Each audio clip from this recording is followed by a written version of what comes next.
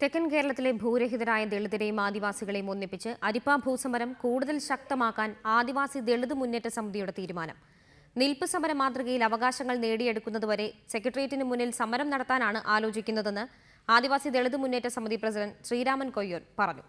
അരിപ്പ ഭൂസമരത്തിന്റെ 2ാം വാർഷികത്തോടനുബന്ധിച്ച് സമരക്കാരുടെ നേതൃത്വത്തിലുള്ള ഭൂമി അവകാശ പ്രക്ഷോഭ റാലി ഇന്ന് കൊല്ലത്ത് നടത്തും.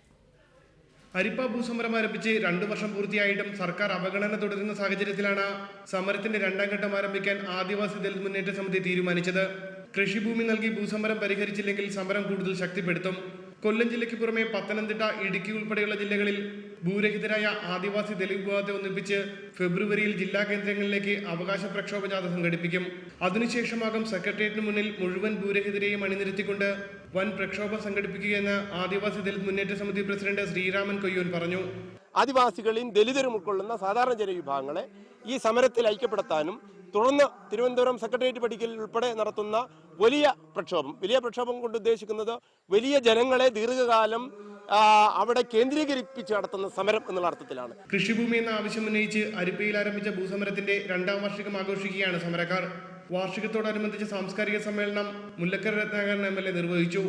സമരത്തോടുള്ള സർക്കാർ അവഗണനയിൽ പ്രതിഷേധിച്ച് ഭൂമി അവകാശ പ്രക്ഷോഭ ജാഥ കൊല്ലത്ത് നടത്തും. ഭൂമിക്ക് വേണ്ടിയുള്ള സമരം 2 വർഷം പിന്നിട്ടെങ്കിലും ഇവരെ കാണാൻ സർക്കാരിന് ഇതുവരെ കഴിഞ്ഞിട്ടില്ല. നിലനിൽപ്പിന് വേണ്ടിയുള്ള അവസാന പോരാട്ടമായതുകൊണ്ട് തന്നെ സർക്കാർ അവഗണനയ്ക്ക് മുന്നിൽ തോറ്റു പിന്മാറാൻ ഈ ജനതയ്ക്കും കഴിയില്ല. ക്യാമറമാൻ വിപിൻ മുരളിക്കൊപ്പം ഉമേഷ് ബാലകൃഷ്ണൻ, റിപ്പോർട്ടർ, കൊല്ലം.